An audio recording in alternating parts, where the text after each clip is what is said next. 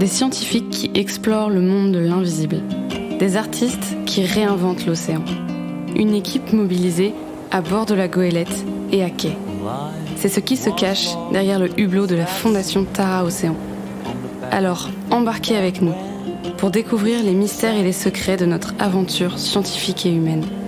Voyager au cœur de l'océan, grâce à celles et ceux qui, à terre comme en mer, cherchent, fouillent et regardent cette immensité si peu comprise et explorée. Suivez-nous dans cet épisode en compagnie d'artistes qui se sont succédés à bord de la goélette Tara lors de la mission Microbiome.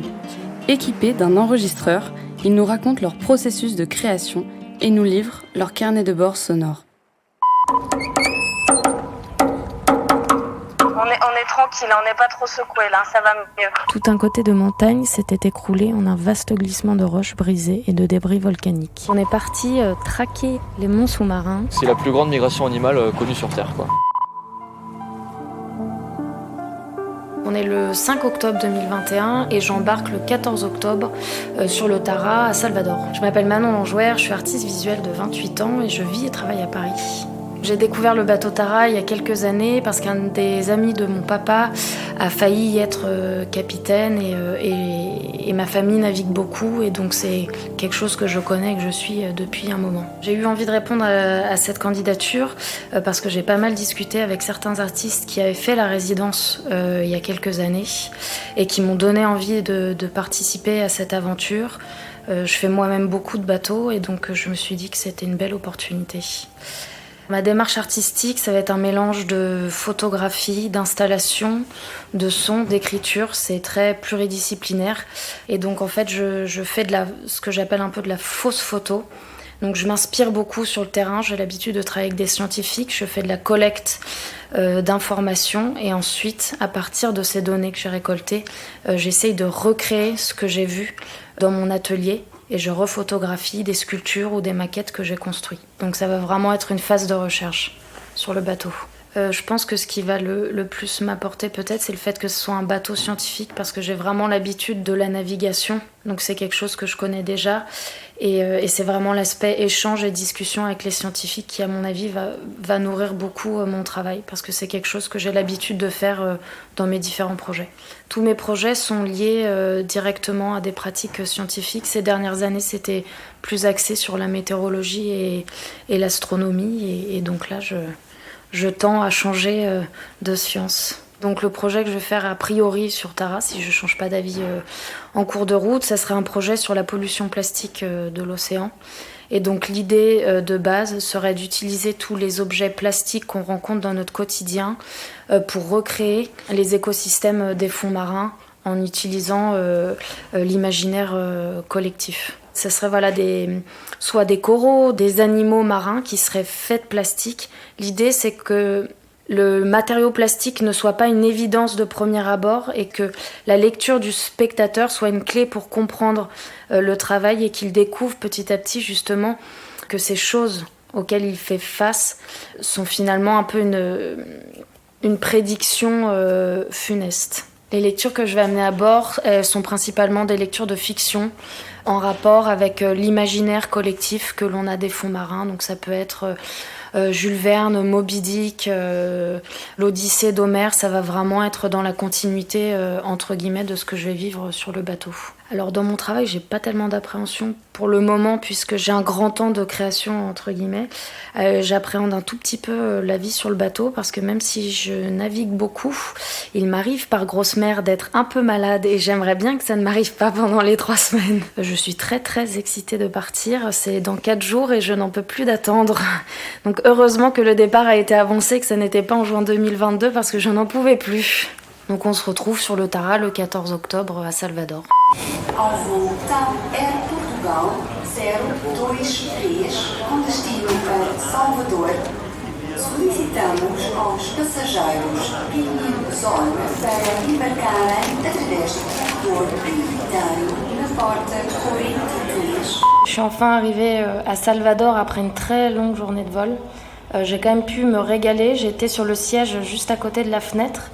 Et j'ai passé un peu mon temps la tête collée au hublot. Et j'ai vu notamment dans la première partie de ce vol des montagnes assez magnifiques près d'Oviedo dans le nord de l'Espagne. Donc j'ai commencé déjà à faire quelques petites photos au téléphone. Et en les regardant ensuite, je me suis rendu compte qu'elles étaient assez bleues. Et mon imaginaire a déjà commencé à s'activer. J'ai eu l'impression en voyant les photos justement il pourrait s'agir de fosses marines. Et je commence déjà un tout petit peu à me projeter dans mon travail et me demander à quoi ces images pourraient ressembler une fois traitées en cyanotype. Je me suis baladée hier un peu dans les rues de Salvador, dans les rues de la ville haute notamment, et je me suis retrouvée à un moment donné sur une sorte de grande terrasse avec une vue sur la ville basse et le port. Et c'est là que j'ai découvert et que j'ai vu Tara en vrai pour la première fois. J'ai trouvé le bateau mais complètement immense. J'arrivais pas jusqu'ici à me représenter ce que c'était 36 mètres de longueur. Et les autres bateaux à côté font vraiment tout petit. On est le 15 octobre, il est 18h30 heure locale et on se prépare enfin à partir après une très longue attente. J'ai eu le temps de lire la moitié d'un livre que j'ai trouvé dans la bibliothèque du bateau, un livre passionnant de François Sarano sur les cachalots. Pour le moment, je suis un peu spectatrice d'une sorte de ballet et je regarde silencieusement les scientifiques préparer leur matériel, les marins préparer le bateau. Ce sont des gestes qui sont répétés, organisés, millimétrés. Et je suis dans un espèce pour l'instant d'entre-deux. Mon esprit n'est pas encore tout à fait sur le bateau et j'attends assez impatiemment de quitter le port et découvrir la dynamique de la mer. Même si j'appréhende un peu les sensations qu'on va pouvoir avoir parce que le roulis est quand même très fort même à quai. La nuit est tombée et on quitte le port. On a une très belle vision des lumières de Salvador qui se détachent à mesure que l'on s'éloigne. Et je découvre pour la première fois la navigation dans le noir. La mer est blanchie par les rayons de la lune. Et à 21h, on coupe un des deux moteurs pour sortir le Yankee, ce qui donne légèrement plus de stabilité au bateau. Je me concentre, le regard au loin pour ne pas avoir la nausée. Et je ferai mon premier quart cette nuit entre 22h et minuit.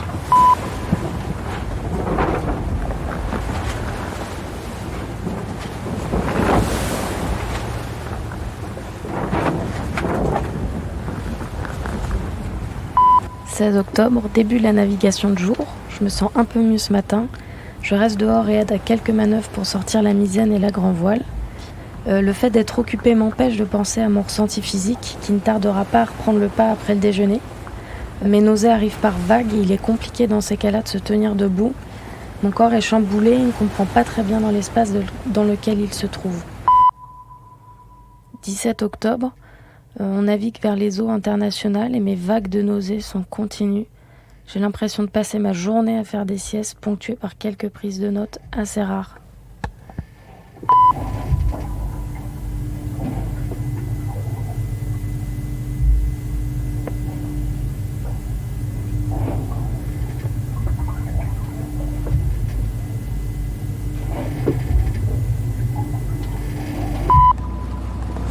Donc on est aujourd'hui le 19 octobre, ça fait officiellement 2 jours que je m'amarine entre guillemets et que je ne suis plus nauséeuse et je peux commencer à m'activer un peu et rentrer un peu dans le projet. Depuis le début de la journée, je commence à faire pas mal d'enregistrements, d'ambiance sonore, de bruit, puisque j'aimerais peut-être travailler sur une installation qui retranscrirait un peu toutes les sensations qu'on a sur le bateau. Et donc j'enregistre depuis ce matin le bruit de la mer qui coule le long du bateau ou qui tape sur le bateau, le bruit des voiles qui claquent par exemple. On est reparti actuellement en navigation. Hier le 18 octobre on était en dérive puisqu'on faisait la première station test pour les scientifiques. Et là on devrait arriver au point pour la première station officielle dans la nuit. Et les scientifiques commenceront à travailler sur les seamounts à partir de demain 5h30. On est le 21 octobre et la première station scientifique a commencé hier. Mais le vent et la pluie et la mer se sont levés en fin de journée et ça a un peu interrompu les opérations. Donc en attendant, je suis dans le carré et je fais des recherches sur la formation des monts sous-marins pour nourrir mon imaginaire puisque la deuxième station, le bateau se trouvera au-dessus des monts Davis et du mont Dogaressa qui se trouve sur la chaîne de Vitoria Trindade.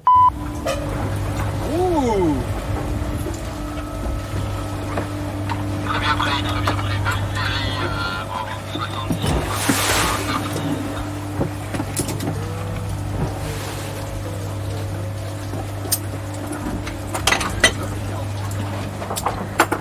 La mer s'est calmée et les opérations vont pouvoir reprendre. Depuis hier, on est en quelque sorte immobile. En fait, on est à la dérive et on utilise de temps en temps le moteur une fois qu'on est dérivé sur plusieurs kilomètres pour pouvoir retrouver le point de prélèvement et pouvoir ainsi faire tous les prélèvements au même endroit. Donc là, cet après-midi, ils font les prélèvements grâce au filet que je trouve assez impressionnant. Parce que déjà l'image de la mise à l'eau du filet est très belle. Quand on le voit rentrer dans les profondeurs et une sorte de lueur bleu ciel qui ferait penser un peu à une créature sous-marine. Et puis d'un autre point de vue, les échantillons récoltés en fait sont observables à l'œil nu, ce que je trouve assez impressionnant. Donc on voit le plancton, les larves de crevettes, des larves de poissons. C'est très très beau et on peut commencer à différencier quelques formes. 55 mètres au canard, un quart de notre profondeur de destination. Et donc ensuite, je vais aller avec Samuel, le chef scientifique à bord, dans le laboratoire à l'intérieur pour qu'il me montre justement la visualisation de cet échantillonnage grâce au Flowcam. Ouais, alors là, on est en train d'utiliser un appareil qui s'appelle le Flowcam, qui comporte un laser avec une cellule, une flow cell, qui permet d'imager en fait le plancton. Et donc ça va permettre d'automatiser la prise d'image de toutes les cellules planctoniques. Elles sont automatiquement reconnues dans la flow cell là et photographiées en live en fait. Et ça va nous permettre d'identifier plus ou moins précisément certaines espèces et aussi de les compter. Donc une fois que tout l'échantillon est passé par le Flowcam, Samuel a pu me donner les quelques 15 000 images qui ont été récoltées et qui correspondent au nombre de particules qui sont passées devant la caméra. Donc il y a vraiment deux types d'images. L'image grossie qui reconnaît la forme du microbiome ou de la particule et des images beaucoup plus larges où on voit juste le flot justement de ces particules qui s'écoulent. Et donc ces images de flot, je pense les utiliser peut-être pour créer une vidéo qui prendrait place dans une installation, alors que les premières images, j'imagine les utiliser plutôt en référence pour recréer à l'atelier ces microbiomes et ces particules à l'aide de matériaux plastiques. Communication avec la Terre. Ah bah voilà, comme ça je vous fais la petite visite pour ceux qui connaissent pas du bateau. Avec Sophie qui fait un tuto cuisine, voilà, habillée telle une indienne. Le carré avec des gens sérieux. Voilà. Voilà, et donc là je monte, je sais pas si c'est capté, le capitaine. Alors, et il fait très très beau. Voilà, voilou. J'ai pas mis mon life jacket, donc j'ai pas le droit de trop m'éloigner. Et voilà, un petit aperçu. Donc là, la mer est méga calme. Hein. On est tranquille, on n'est pas trop secoué là, ça va mieux.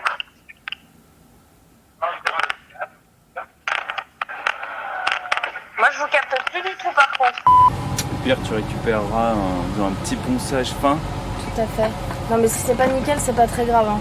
C'est vraiment juste pour maintenir mon négatif sur le papier que j'ai préparé.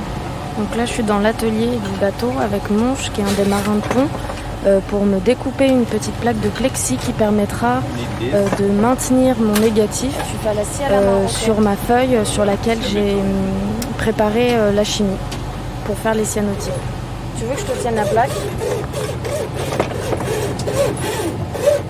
C'est fin, peut-être le cutter, on aurait pu l'avoir. C'est bien là. C'est 3 mm quand même. Cutter, ça me paraît un peu... Je pense qu'il va être couper comment. Je sais pas, la scie sauteuse, moi je suis une feignasse. Ouais. Moi j'aime pas le bruit. Ah ouais.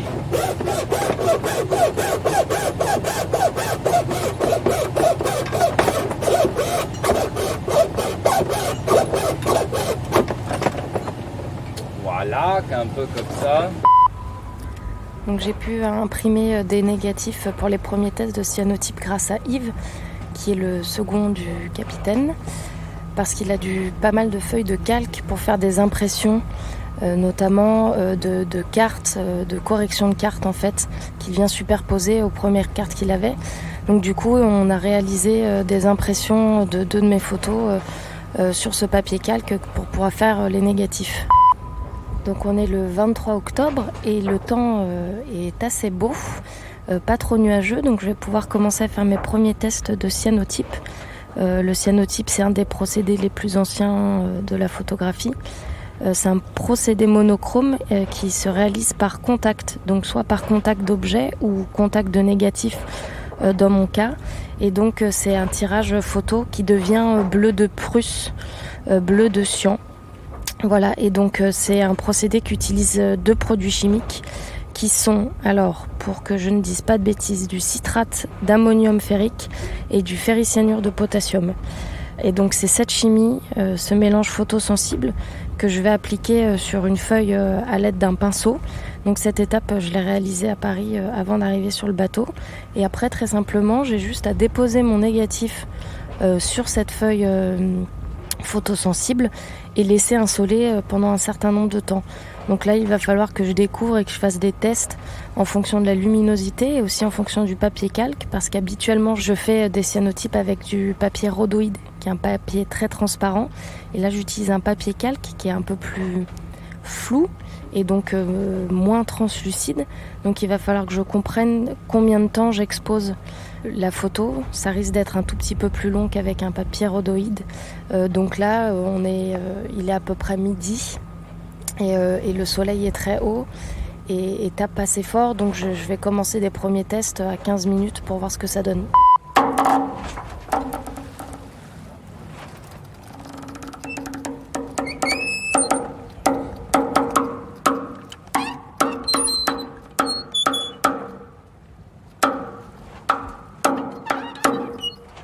Donc là, je viens de faire 2 premiers tests. Le premier à 15 minutes et le second à 40 minutes. Je les trouve ni l'un ni l'autre très concluants. Mon bleu n'est pas assez foncé, n'est pas assez dense et ne ressemble pas assez à la couleur de la mer à mon goût. On est le 24 octobre, il n'est pas encore 10h et le bateau est très très calme puisque les scientifiques ont fait leur première station de nuit hier soir. Ça m'a permis de voir de nouveau des prélèvements au filet.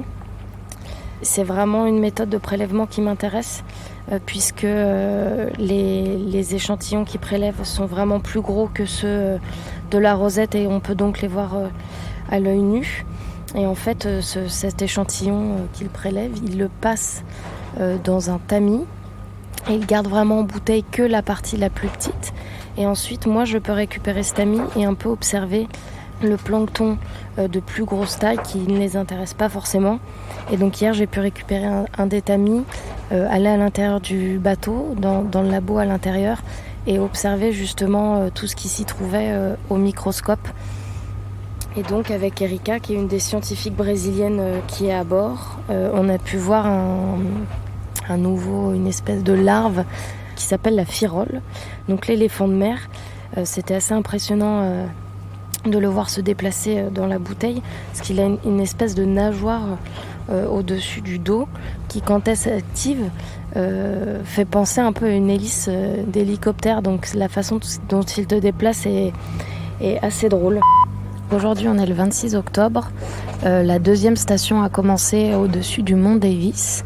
Et moi, j'ai repris les tests de cyanotype avec Sophie, qui est la cuisinière marin à bord.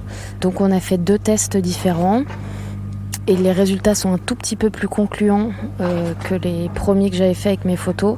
Donc il faudra que je continue mes tests de retour à Paris avec un autre papier et des négatifs sur rhodoïde pour pouvoir représenter justement ces monts sous-marins dont j'avais fait des photos sur le chemin en avion.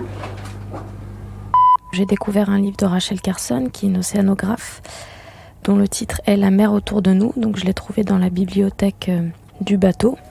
Et j'ai trouvé quelques passages intéressants, notamment sur la formation des monts sous-marins. Donc dans un chapitre qui s'appelle « Terre cachée », où elle dit qu'au même titre que la substance continentale, le fond de la mer est une écorce mince recouvrant le centre en fusion de la Terre. Ici, l'écorce est plissée et ridée par le noyau à mesure qu'il se refroidit par degrés imperceptibles et qu'il tend à se séparer d'elle.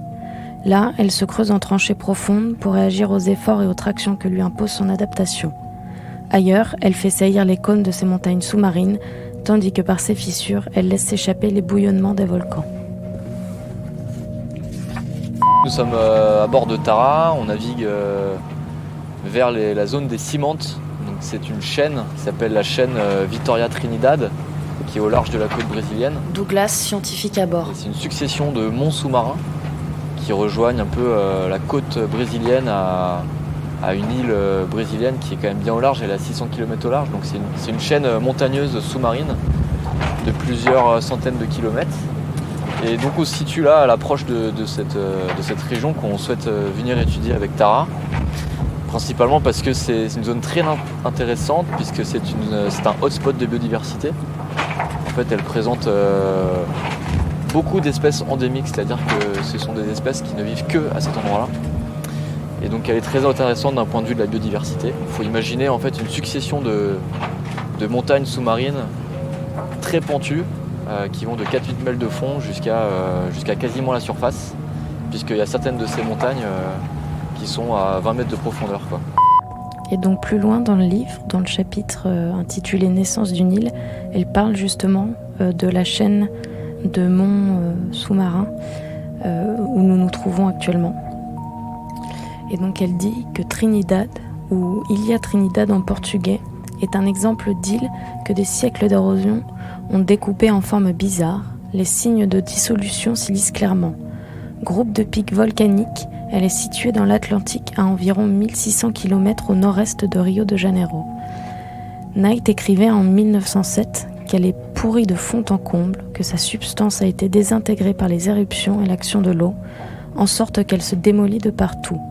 Au cours des 9 ans écoulés entre deux visites de Knight, tout un côté de montagne s'était écroulé en un vaste glissement de roches brisées et de débris volcaniques.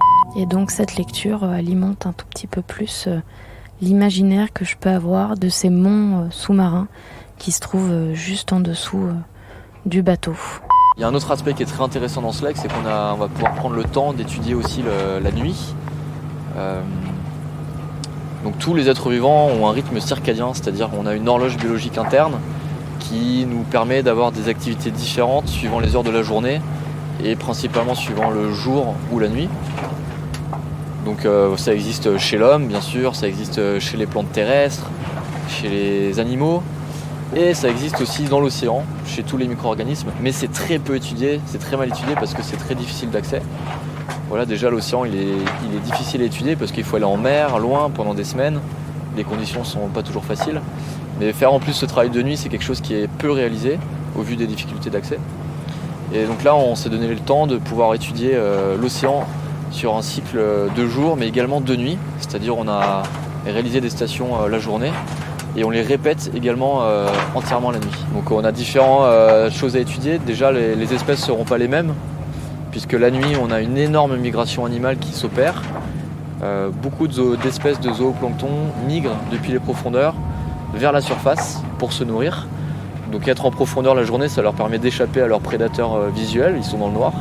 Par contre, quand il y a la nuit, faut bien qu'ils se nourrissent et ils remontent en profondeur pour chasser le phytoplancton qui lui ne peut pas vraiment aller en profondeur puisqu'il doit toujours être en lien avec la lumière du soleil la journée pour faire la photosynthèse. Et donc toutes les nuits, on a cette migration, cette énorme migration du zooplancton qui vient de quelques centaines de mètres de profondeur jusqu'à la surface, quoi. Donc chaque nuit, il fait par exemple 500 mètres de distance dans un sens au début de la nuit et dans l'autre sens au petit matin. Et donc c'est la plus grande migration animale connue sur Terre, quoi, en termes de biomasse. On est le 29 octobre et c'est une journée sans station scientifique, ce qui fait qu'on a pu se faire une petite session de baignade. Donc on est parti traquer les monts sous-marins. Donc on a essayé de mettre le bateau le plus proche d'un des monts où le pic était à 28 mètres de la surface de l'eau. Donc voilà, on est tous allés se baigner, masque, tuba, palme, etc. Et j'ai demandé à Léo, qui est le mécanicien à bord, d'embarquer la GoPro puisqu'il fait de l'apnée et il est capable de descendre jusqu'à 30 mètres de profondeur en apnée. Donc je lui ai demandé de prendre la caméra pour essayer de filmer si jamais il voyait quelque chose.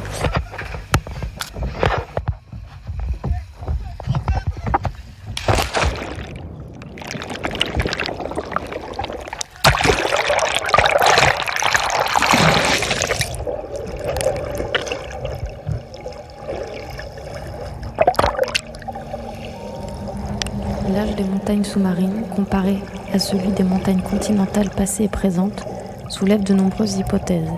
Si l'on se reporte aux époques anciennes du temps géologique, on se rend compte que les montagnes se sont érigées sur des continents, accompagnés d'éruptions volcaniques et de séismes violents, puis se sont écroulées et usées sous les coups de la pluie, du gel et des ruissellements. Et les montagnes de la donc cette lecture alimente un tout petit peu plus l'imaginaire que je peux avoir de ces monts sous-marins qui se trouvent juste en dessous du bateau.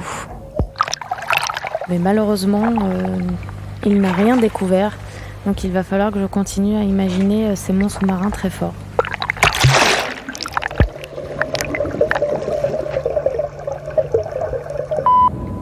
On a repris la route vers Rio le 30 octobre au soir. Et donc du coup, nous, les non-marins, avons aussi repris nos quarts de nuit. Et la nuit du 30, j'ai eu la chance de voir beaucoup de plancton phosphorescent, fluorescent, je ne sais pas exactement comment on dit. Et c'était très très beau, il y en avait tellement, on aurait dit un peu un ciel étoilé. Et ça renforçait mon envie de travailler sur des ambiances très très sombres avec de la peinture qui s'activerait à la lumière noire. Et donc aujourd'hui, on est le 3 novembre, j'ai fait mon quart de nuit de 4h à 6h du matin et j'ai eu la chance de voir un très beau lever de soleil vers 4h30 et de voir aussi, de commencer à percevoir vers 6h du matin les côtes de Rio qui se dessinent doucement.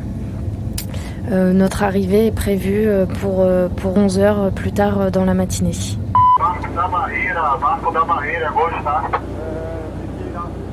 Il est maintenant 9h et on est très très proche des côtes.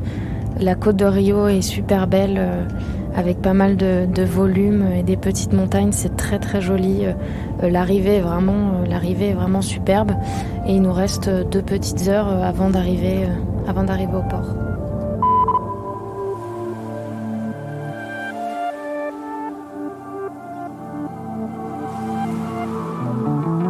Voilà, j'ai officiellement bouclé la boucle et je suis de retour en France après 1 mois et demi de périple en Amérique du Sud qui a suivi les 1 mois d'expérience à bord du Tara. Donc c'était une expérience assez incroyable. J'ai du mal à trouver les mots pour la décrire. C'est quelque chose qui est assez hors du temps et c'est très particulier de vivre une sorte de huis clos avec 13 autres personnes pendant 1 mois. Ça crée des liens très forts et très rapidement. Et donc il a été très dur de quitter le bateau. J'y ai appris plein de choses d'un point de vue scientifique. J'ai pu collecter beaucoup de données, des images et également des extraits de livres qui ont fait vraiment avancer les recherches pour mon projet. Donc c'est des recherches que j'ai poursuivies par la suite en débarquant du bateau, puisque je suis restée 1 mois et demi sur le continent et je me suis dirigée vers la Colombie où j'ai pu faire mes premières plongées pour essayer de voir et découvrir ce qui se passait sous la surface de l'eau. Donc à la suite de ces plongées, j'ai continué mes prises de notes en collectant pas mal d'images des différentes espèces que j'ai pu rencontrer. Mon projet qui s'intitule maintenant Les particules, le compte humain d'une eau qui meurt se propose d'imaginer justement les différentes espèces sous-marines allant du plancton et des micro-organismes au corail en passant par les algues, les poissons et autres formes de vivants. Et l'idée c'est donc de les reconstituer à partir de matériaux plastiques qui sont à la base de la pollution de notre océan. Le passage sur le bateau, il a été assez fructueux puisque j'ai eu pas mal de nouvelles idées qui sont venues agrémenter mon idée d'origine. Donc le projet va se constituer de plusieurs chapitres. Pour ce qui est du premier chapitre, je vais rester sur l'idée d'utiliser le procédé du cyanotype que j'ai pu expérimenter sur le bateau. Donc là, je vais m'inspirer de l'herbier British Algae de Hannah Atkins, qui est un ouvrage botanique sur l'étude des algues. Et l'idée avec ce chapitre, c'est donc d'offrir une nouvelle forme au monde détruit de demain en réinventant sa structure.